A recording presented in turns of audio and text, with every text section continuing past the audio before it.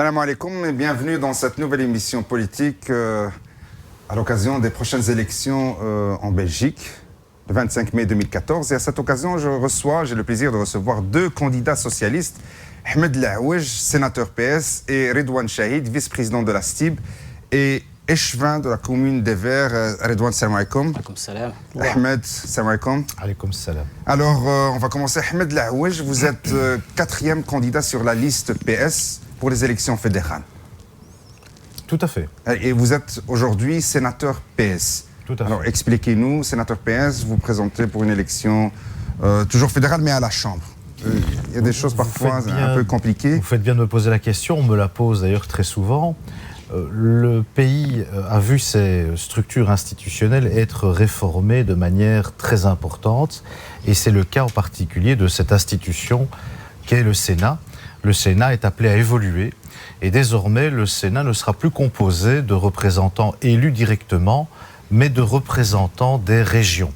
Autrement dit, ce sont les personnes qui sont élues dans les parlements régionaux qui siégeront demain par délégation. Ils seront délégués à partir des institutions régionales pour composer le Sénat. C'est la raison pour laquelle je me présente aujourd'hui à la Chambre, où là, on maintient un système d'élection directe. Autrement dit, les personnes qui siègent à la Chambre doivent pouvoir recevoir le suffrage des électeurs. Et donc, vous êtes quatrième sur cette liste. Je suis quatrième effectif. Je suis quatrième effectif. Notre tête de liste, comme vous le savez, c'est Laurette Onkelings, dont on connaît les combats pour défendre les protections sociales, la sécurité sociale. Et j'ai l'honneur d'être quatrième sur la liste effective, donc à la Chambre des représentants. Alors, Redouane Chahid, vous êtes deuxième suppléant sur la liste PS pour les élections régionales. Tout à fait. Donc, j'avais dit il y a quelques années que je procéderais par étapes aux différentes élections. Je me suis présenté après un certain nombre d'années comme conseiller dans des cabinets aux élections communales de 2012, où j'ai accédé à la fonction d'échevin à Evere. Vous êtes échevin de quoi déjà? Je suis échevin du personnel, des finances, du sport et de la mobilité. À Evere. À Evere. Et puis maintenant, m'était offert la possibilité de poser ma candidature sur les listes régionales, et j'ai donc franchi le pas pour cette élection-ci. Vous êtes également vice-président de la STIB. Tout à fait. Redouane Chahid, la STIB qui occupe, c'est un des grands employeurs de la région de Bruxelles-Capitale. Plus ou moins 6 000 employés. C'est le plus grand employeur de la région de Bruxelles-Capitale, et nous avons franchi, il y a 3 mois de ça, le cap des 7 000 travailleurs. Et nous avons par ailleurs aussi été désignés comme étant la première entreprise publique sur l'ensemble du territoire, comme étant ayant obtenu un baromètre de satisfaction de plus de 70%. Donc oui, je suis vice-président de la STIB, fier de cette société, fier des travailleurs qui la représentent et qui se battent tous les jours pour donner une image positive. Moi je connais beaucoup de jeunes bruxellois qui postulent à la STIB, qui malheureusement, donc je sais pas, je comprends que la STIB ne peut pas employer tout le monde, mais j'imagine que vous recevez beaucoup de candidatures. Alors, on a effectivement connu pendant un certain nombre d'années des difficultés au niveau du recrutement. Nous avons assoupli les règles, et nous avons fait en sorte que tout le monde puisse accéder au minimum aux examens techniques et psychotechniques et orales de la STIB. Et nous avons, sous l'impulsion de Charles Piquet en 2004, mis en place un système qui permettait à des jeunes qui n'ont aucune qualification de pouvoir accéder à ce qu'on appelle la fonction de steward dans les stations. Et donc ces jeunes aujourd'hui ont un contrat d'1 an, ils se forment pendant cette année, et l'année qui suit, on leur permet de passer des examens pour accéder à des fonctions supérieures. Donc on a ouvert des portes, c'est pas encore terminé, c'est pas encore... Donc vous continuez toujours à engager. On continue. Ahmed Laouej, donc vous vous présentez pour les élections fédérales. Alors, je sais pas, quels sont les points forts de votre programme? On va parler du programme PS, ou bien peut-être c'est l'occasion de parler du programme PS et de, je sais pas, votre vision ou vos idées fortes par rapport à ces élections. Le programme du Parti socialiste pour les élections fédérales, autrement dit pour le gouvernement fédéral et la politique que nous mènerons au niveau fédéral, c'est un programme qui est à l'image de ce que nous sommes. Et nous sommes, nous, pour une société juste, une société solidaire. Nous refusons la société du repli sur soi, la société de l'égoïsme, et nous ne voulons pas, comme certains, remplir les poches de certains privilégiés pour délaisser l'ensemble de la population. Non, nous voulons une société où on crée de la prospérité économique, donc nous voulons soutenir la création de richesses, la création d'emplois, Et en même temps, nous voulons que cette richesse soit répartie équitablement. C'est la raison pour laquelle nous voulons évidemment une sécurité sociale forte. Ça, c'est notre patrimoine, à nous socialistes, c'est notre marque de fabrique dans l'histoire. Et puis, nous voulons aussi des services publics qui soient justement par rapport financés. À la sécurité sociale de Ahmed, ces derniers temps, on a remarqué que les chômeurs trinquent aussi. Il y a eu des politiques qui sanctionnaient de plus en plus les chômeurs de longue durée. C'est vrai, non? Alors ça concerne... C'est un peu nuancé. Il faut dire les choses comme elles sont. De fait, il y a eu des réformes dans le secteur du chômage parce que nous sommes dans un gouvernement de coalition avec la droite libérale qui vient avec son agenda, qui voulait par exemple qu'on stoppe les allocations de chômage après 2 ans, qu'on mette fin à l'indexation automatique des salaires et qui n'avait que comme obsession de faire des économies dans la sécurité sociale, les soins de santé. Il va de soi évidemment qu'avec le Parti socialiste, ce genre de choses, ça n'est pas acceptable. C'est la raison pour laquelle d'ailleurs nous ne l'avons pas accepté. Mais de fait, nous sommes dans un gouvernement de coalition. Si bien qu'un certain nombre d'aspects liés en effet à la question du chômage ont dû faire l'objet d'accords au sein du gouvernement, mais en même temps, nous venons justement de revenir sur ces décisions dans une large mesure. Et il est tout à fait clair que pour ce qui nous concerne, il n'est pas question de faire payer la crise économique à ceux qui n'y sont pour rien. Les travailleurs, les allocataires sociaux. Il faut juste rappeler que ce sont les banques qui ont causé la crise financière. Ce sont les spéculateurs. C'est à eux de trouver aujourd'hui, ou chez eux, plus exactement, qu'il faut pouvoir aller rechercher les moyens qui permettront de refinancer nos protections sociales et nos services publics. C'est Redouane Chahid, entre le fédéral et la région, j'imagine qu'il y a des liens, qu'il y a des mécanismes de collaboration. Est-ce que vous vous retrouvez, je ne sais pas, en préparant le programme du Parti socialiste, est-ce que vous prenez, je ne sais pas, pour le fédéral, est-ce que vous prenez en considération les attentes et les préoccupations des citoyens de la région? Il y a un intérêt commun. Nous voulons que les Bruxellois et les Bruxelloises et leur bien-être se retrouvent, que chacun puisse penser à l'avenir de son enfant avec un chemin tracé. Et pour cela, que vous soyez au fédéral ou à la région, vous avez une seule ligne conductrice, c'est le dynamisme, c'est la façon dont vous, à un moment donné, mettez en place une impulsion, une dynamique pour les jeunes. Et donc, effectivement, on a, si vous voulez, on est une sorte de courroie de transmission qui fonctionne. Par exemple, il y a un projet qui touche et la région et le fédéral. C'est ce qu'on appelle le projet Belléris. Voilà, je voulais justement vous parler de ça. Une compétence régionale que vous dites, c'est une compétence dans laquelle le Parti socialiste... Écoutez, quand moi je suis arrivé dans les cabinets ministériels en 2003, Loreto Klings venait d'avoir la compétence de Belléris. À l'époque, ceux qui avaient cette compétence, y avaient investi 50 millions d'euros pour faire des tunnels. Elle a élargi le champ de Belléris. Aujourd'hui, on parle d'une enveloppe de 125 millions et il y a 6 chapitres. La mobilité, les espaces publics, le logement, la culture, puisque c'est important, c'est par la culture qu'on peut faire passer des messages auprès de toutes les populations. Elle a instauré un chapitre pour ce qu'on appelle les zones de développement. Donc on a aujourd'hui décidé de mettre en place 7 zones de développement avec 13 nouveaux quartiers qu'on est en train de mettre en place. Donc et le fédéral et la région doivent parler main dans la main pour pouvoir avoir une capitale et une région plus forte. J'imagine que vous avez entendu parler des gens qui critiquent qu'il y ait des quartiers délabrés, des quartiers abandonnés à Bruxelles. Est-ce que c'est toujours le cas ou bien, je ne sais pas, alors, vous mettez les moyens pour pallier à ça? On peut toujours mieux faire et on peut toujours faire en sorte que nos quartiers soient encore mieux aménagés et que le bien-être soit là. Sauf que nous, on n'attend pas de dire on peut mieux faire. Le premier à avoir mis en place des contrats de quartier à Bruxelles, il s'appelle Charles Piquet.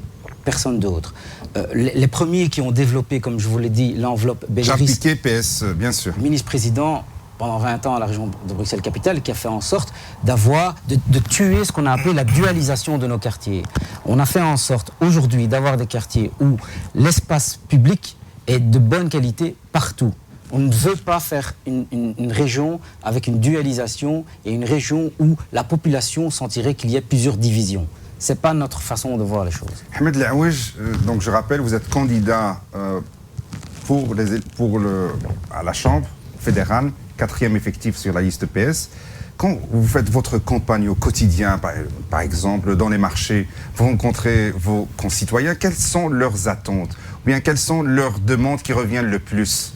Ce qui est central, c'est que les mamans, les papas que je rencontre sur les marchés ont en général comme inquiétude l'avenir de leurs enfants. L'avenir de leurs enfants, est-ce que je vais trouver une place à l'école pour mes enfants? Est-ce qu'il y a des places dans les crèches? Est-ce qu'il y a un avenir professionnel? Est-ce qu'ils pourront trouver de l'emploi? Ils s'inquiètent beaucoup aussi de la montée du racisme et de la xénophobie. Ils ont l'intuition, et ils ont raison, qu'il y a des obstacles qui sont liés à l'origine de leurs enfants. Et ces phénomènes existent, comme vous le savez, nous avons un problème endémique de discrimination à l'embauche, à l'emploi. Donc les attentes sont extrêmement concrètes. Chez les plus jeunes, c'est là aussi des inquiétudes sur leur avenir professionnel, et ils ont une aspiration qui est une aspiration bien légitime de pouvoir trouver un emploi, avoir un projet de vie, fonder une famille. Et c'est là où nous devons, nous, être à leur côté. Car d'un autre côté, qu'est-ce que j'entends? J'entends certaines forces politiques nous expliquer que ce qu'il faut faire, c'est aujourd'hui diminuer les droits sociaux, moins investir dans les services publics, faire des économies pour financer des diminutions d'impôts qui vont profiter aux plus riches. C'est un modèle, évidemment, que nous n'acceptons pas. Nous, ce que nous voulons, au contraire, c'est de dire que nous devons être aux côtés de ces familles, aux côtés de ces jeunes qui ont des aspirations bien légitimes. Nous devons mettre des moyens supplémentaires dans les écoles.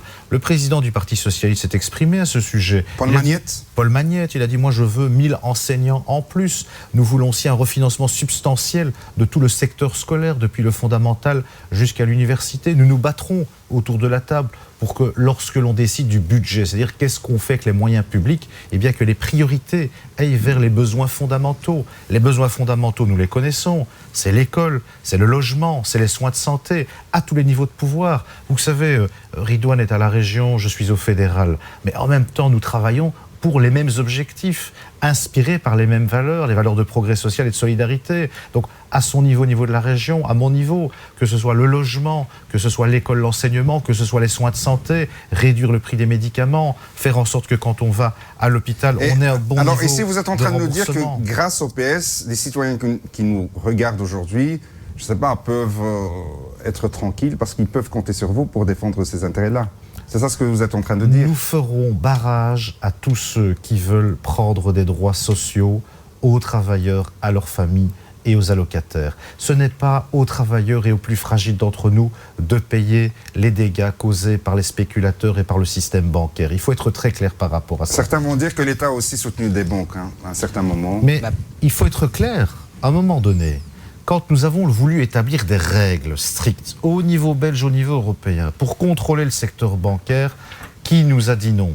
Qui a fait obstacle à toute décision? Les forces de droite, toujours les mêmes, avec aujourd'hui un allié supplémentaire, la NVA, on n'en a pas encore parlé, la droite nationaliste, qui s'allie idéologiquement sur les thématiques économiques et sociales avec la droite libérale incarnée par le MR. Voilà aujourd'hui ce à quoi nous sommes confrontés. C'est d'ailleurs pourquoi il faudra un parti socialiste très fort le 25 mai pour faire barrage à tous ceux qui veulent de la régression sociale. Ridouane Chahid, comment expliquez-vous qu'il y a beaucoup d'offres d'emploi à Bruxelles et que malheureusement, il y a encore de plus en plus de chômeurs? Mais parce que nous sommes confrontés malheureusement à des jeunes qui manquent de qualification, et on en a de plus en plus.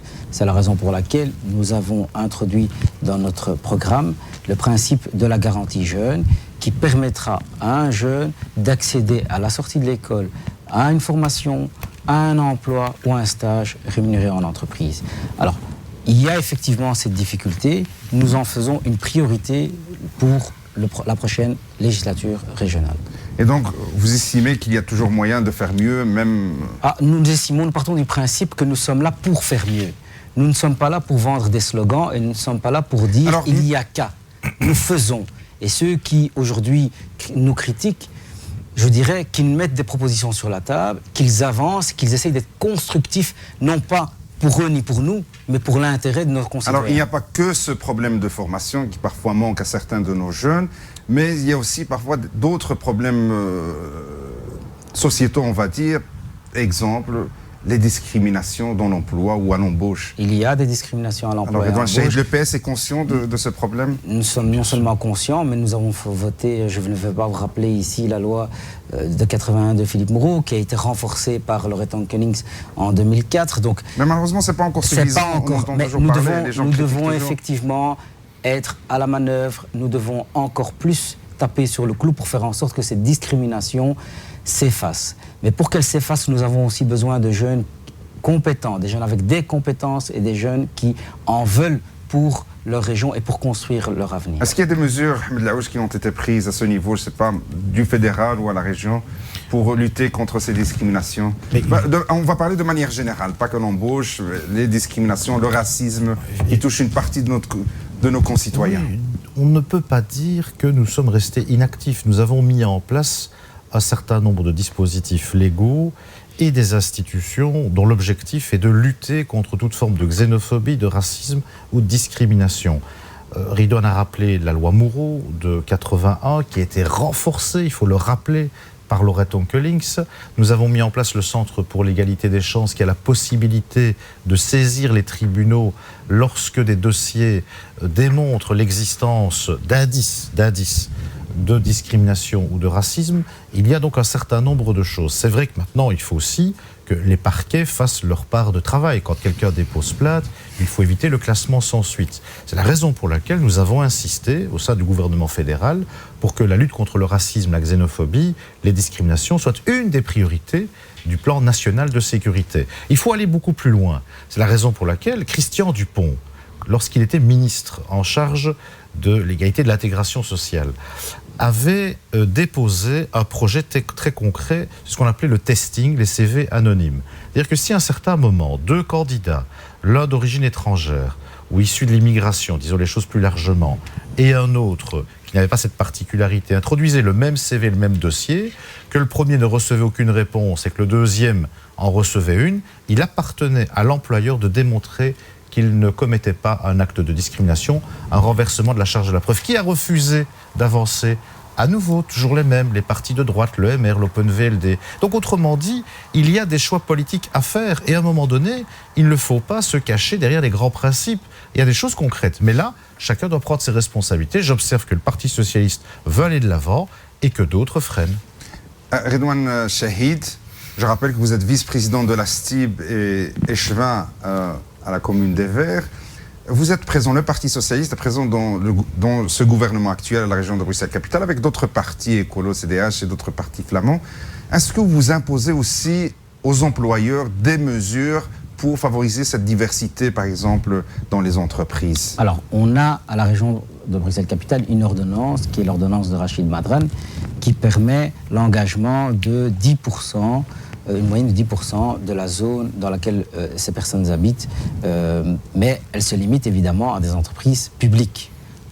Et malheureusement, c'est difficile d'imposer à des entrepreneurs privés. À des entrepreneurs privés. Alors, on peut réfléchir à d'autres mécanismes, à d'autres incitants, mais ça me paraît toujours un peu insultant, puisque vous avez une personne qui, parce qu'il s'appelle Mohamed et qu'il y a toutes les compétences, doit avoir cette particularité-là supplémentaire, cette incitation pour l'entreprise à l'engager. Ça ne devrait pas arriver. Voilà. Ahmed Laouche, au niveau fédéral, est-ce qu'il y a des instruments, je ne sais pas, en collaboration avec les régions, parce qu'il n'y a pas que la région de Bruxelles-Capitale, est-ce qu'il y a des instruments fédéraux qui permettront peut-être cette cohésion sociale? On va toucher un mot. Je rappelle ici que vous êtes le président de l'Espace MAG, le centre culturel ici à Bruxelles. Pourquoi je parle de la cohésion sociale? Parce qu'on vient de sortir, ou bien pas encore, des festivités relatives aux 50 ans de présence des migrations marocaines et turques ici en Belgique. Alors la cohésion sociale, Ahmed Laouche, comment vous la voyez? La cohésion sociale, c'est d'abord le partage des richesses. C'est de faire en sorte que tout le monde, si je puis dire les choses simplement, ait de quoi se loger, ait un toit, et puisse avoir des revenus suffisants que pour nourrir sa famille, éduquer ses enfants, avoir des loisirs. Bref, c'est ça d'abord la cohésion sociale, c'est faire en sorte que la prospérité soit partagée, qu'on répartisse bien les richesses. Alors ça, c'est d'abord s'assurer que les travailleurs aient de bons salaires. Donc ça, c'est le rapport de force entre les travailleurs et le monde patronal. Et nous, Parti socialiste, on a choisi notre camp, on est du côté des travailleurs. Et puis, deuxième élément, c'est évidemment faire en sorte qu'on puisse redistribuer par les services publics, mais aussi par la sécurité sociale, les richesses pour faire en sorte que les gens ne soient pas obligés de s'endetter s'ils doivent soigner une maladie de longue durée ou s'endetter pour financer l'école de leurs enfants. Donc la cohésion sociale, c'est d'abord ça, la répartition des richesses. Ensuite, ça ne suffit pas, on l'a bien expliqué tout à l'heure, c'est de bien observer qu'il y a des quartiers, par exemple, qui ont besoin d'un soutien supplémentaire. Et ça, c'est un choix politique. On le fait ou on ne le fait pas. Si on décide de le faire, alors il faut mettre des moyens. On a parlé tout à l'heure des contrats de quartier, c'est le Parti socialiste qui les a amenés. Le contrat de quartier, c'est faire le constat qu'il y a des quartiers qui sont en retard par rapport aux autres, en termes de développement, en termes d'aménagement du territoire, en termes de nombre de logements, en termes d'infrastructures des routes, en termes de lieux culturels. Bref, toute une série d'aspects qui sont liés au cadre de vie et qui rendent possible l'élévation du niveau de vie. Premier élément. Deuxième élément, c'est de faire en sorte qu'on puisse avoir des antennes administratives pour aller vers les gens, en termes de services à la population, en termes de formation, en termes de recherche d'emploi, en termes d'orientation. Donc, autrement dit, c'est renforcer la présence des pouvoirs publics dans les zones où il y a des difficultés. Mais aujourd'hui, il y a importantes. la commune qui est l'échelon administratif le plus proche des citoyens. C'est plus suffisant? On doit tout mobiliser. La commune, qui d'ailleurs est une institution qui précède même l'État fédéral, les communes sont très anciennes, mais la commune, institution fondamentale, donc c'est la raison pour laquelle les responsables locaux ont une part de travail très importante. En même temps, il faut pouvoir assurer aux communes des moyens suffisants. Ce n'est pas toujours le cas, parce qu'on leur impose parfois des choses qu'elles n'ont pas demandé, qu'elles doivent financer elles-mêmes. La région, très importante. La communauté française, la Fédération Wallonie-Bruxelles, à travers l'enseignement, tout cela procède de la cohésion sociale. Et puis, l'État fédéral, qui par le biais de toute une série de politiques, c'est vrai avec la politique des grandes villes, c'est vrai aussi avec Belliris, quand on fait des grands travaux d'aménagement, tout ça procède de la cohésion sociale. La cohésion sociale, c'est un objectif fondamental qui doit être irrigué par les politiques de tous les niveaux. Mais qui nécessite beaucoup de moyens. Ça, et on a bien compris. Et ça, c'est un choix politique. C'est un choix politique. Redouane Cherif, on a parlé des 50 ans de la présence de l'immigration marocaine depuis 50 ans maintenant, même plus dans certains cas, mais bon, on parle de 50 ans, c'est déjà ça. Vous vous présentez aux élections régionales à Bruxelles et on sait très bien qu'il y a une forte présence de la communauté d'origine marocaine à Bruxelles, mais pas seulement, d'autres communautés turques, de l'Europe de l'Est, africaines, etc., plus belgo-belges autochtones. Tout ça, ça fait un beau mélange. Mais comment on fait pour que cette mixité dure, mais dure de manière positive? Eh bien, on se bat pour le vivre ensemble. Ce qu'on a fait depuis plusieurs années en tant que socialiste au sein de cette région, c'est mettre en place, comme on vous l'a expliqué, une politique d'aménagement du territoire qui ne va pas vers la dualisation de la région. C'est faire en sorte de donner à chacun sa chance au sein de la région. C'est permettre à des jeunes d'avoir des rêves. Aujourd'hui, vous avez des jeunes qui ont des rêves, qui les concrétisent. Vous avez parlé des 50 ans de l'immigration et de la célébration. Moi, j'ai pu constater que nous avions des jeunes qui étaient de magnifiques acteurs, des jeunes qui avaient des professions libérales assez importantes, des jeunes qui étaient des électriciens, électromécaniciens reconnus.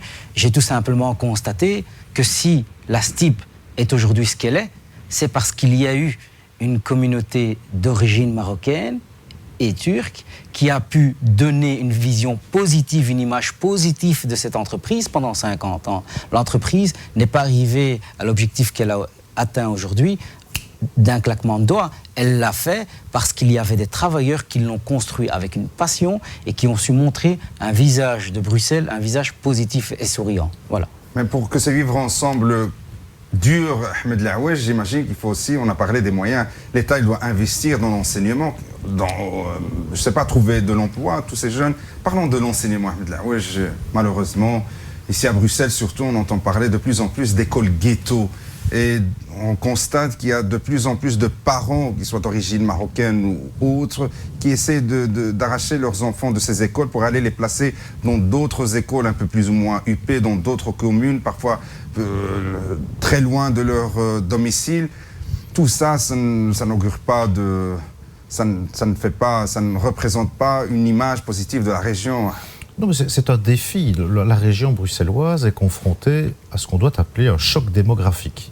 C'est-à-dire que nous avons à Bruxelles, sous le double effet de l'attractivité de Bruxelles qui attire des populations qui souhaitent s'installer en Belgique à travers différents canaux, et à travers aussi un autre facteur qui est le taux de fécondité plus important dans certaines parties de la population qu'à l'échelle nationale, on a sous l'influence de ces deux facteurs un choc démographique considérable à Bruxelles. Ça veut dire un besoin de plus de logements, de plus de places dans les crèches et de plus de places dans les écoles. Et ça, en effet, ça demande des moyens financiers.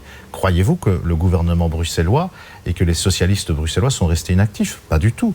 Nous avons dégagé des moyens financiers pour augmenter le nombre de places dans les écoles. Nous faisons avec les moyens que nous avons. Nous avons besoin de plus de moyens et nous avons aussi besoin que la Fédération Wallonie-Bruxelles prenne sa part du travail, comme nous avons besoin que le réseau libre, parce qu'en Belgique il y a un réseau officiel et un réseau libre, prenne aussi sa part, je dirais, dans l'augmentation des moyens. Mais nous devons relever ce défi qui est fondamental parce que tout se passe à l'école. Si on ne réussit pas à l'école, il n'y a rien à faire. Les chiffres et les analyses sont là pour le démontrer. On aura plus difficile plus tard dans la vie. Donc nous, ce que nous disons, c'est qu'il ne faut pas vider les finances publiques. Il faut renforcer les finances publiques. Quand je vois certains qui ne parlent que de diminuer les impôts, toujours pour les mêmes, toujours pour les plus riches, pour vider les caisses de l'État, ça n'est évidemment pas comme ça qu'on va avoir plus de moyens pour financer les écoles. Donc on doit vraiment en faire une priorité fondamentale, c'est-à-dire notre priorité fondamentale, mais aussi un égal accès à l'école. Avant, et d'ailleurs c'est ce que les libéraux veulent encore maintenant, le MR, avant c'était par coup de piston et les plus nantis, etc., avaient accès aux écoles les plus huppées. Et puis nous, on a voulu mettre des règles. On a voulu mettre des règles pour que chacun ait la possibilité d'accéder à une bonne école. Et ça, évidemment, c'est quelque chose qui est très important. Certainement qu'il faut améliorer les choses, mais en tout cas, on y tient fortement. Dernière question, Ahmed, comme ça je laisse Redouane Chahil clôturer, puisque vous avez commencé cette émission. Ahmed Laouche, 4e effectif sur la liste PS pour les élections fédérales. Pourquoi vous présentez à ces élections et quels sont vos objectifs pour les 4-5 ans à venir? Parce que je crois, au plus profond de moi-même, que nous devons aller vers une société plus juste, une société où l'on se parle, une société où chacun trouve sa place, quelles que soient ses aspirations, quelles que soient ses attaches culturelles, quelle que soit son origine. Une société de la citoyenneté, une société plus solidaire. Je crois aussi qu'on doit bâtir ensemble, vivre ensemble. J'entends encore certains aujourd'hui, Alain de Stex, je tiens à le nommer, faire des déclarations au relent xénophobe évident. Je trouve ça inadmissible, en particulier quand la société est sous tension en raison de la crise économique. Non, moi je crois que la prospérité, on doit la créer tous ensemble et on doit la partager pour faire en sorte que nous puissions porter la Belgique que nous voulons, une Belgique plus juste et une Belgique plus solidaire. Redouane Chahil, la même question. Pourquoi vous vous présentez à ces élections régionales à Bruxelles et comment voyez-vous Bruxelles dans 10 ans, par exemple? Ça, je ne sais pas vous dire comment je vois Bruxelles dans 10 ans, mais ce que je peux vous dire, c'est que la raison pour laquelle je me présente, c'est pour continuer à me battre. À me battre pour les jeunes de nos quartiers, pour nos jeunes, pour nos amis et nos frères, qui veulent voir un chemin se tracer, qui veulent une vision, qui veulent pouvoir permettre à tracer un avenir pour leurs enfants aussi. Et pour pouvoir tout simplement, comme le dit Ahmed, pouvoir instaurer de manière claire et définitive le principe de non-discrimination où qu'il soit, que ce soit dans le logement, que ce soit dans l'emploi, que ce soit dans le vivre ensemble, permettre à notre population bruxelloise, comme on l'a fait depuis plusieurs années, mais le renforcer encore plus, de vivre et d'avoir un bien-être qui soit épanouissant pour tous les Bruxellois et les Bruxelloises. Vous êtes à quelle place sur la liste régionale? 2e suppléant. Sur la liste PS à la région. Ahmed Laouche? Je suis 4e à la liste fédérale à la Chambre, donc c'est le Parlement belge. Je suis 4e effectif pour le Parti socialiste, évidemment. Ahmed Laouche, Redouane Chahil, je vous remercie. Nous avons reçu 2 candidats PS. Nous allons essayer de continuer à recevoir d'autres candidats du PS et d'autres partis politiques. Malheureusement, je le dis et je le répète, on ne peut pas accueillir tous les candidats, mais j'imagine que les candidats qu'on reçoit, on essaie autant de faire se peut que de recevoir des candidats représentatifs. Et de toute façon, ils parlent de leur parti. Je crois que c'est ça le plus important. Quand vous allez voter, votez d'abord, un petit conseil à moi, modestement, votez d'abord le parti, essayez de lire, étudier, analyser, comprendre le projet des partis. Et puis, bien sûr, il y a les candidats, des hommes et des femmes qu'il faudrait soutenir sur ces listes. إلى ذلك الحين أقول لكم إلى اللقاء في حلقة أخرى. مع السلامة.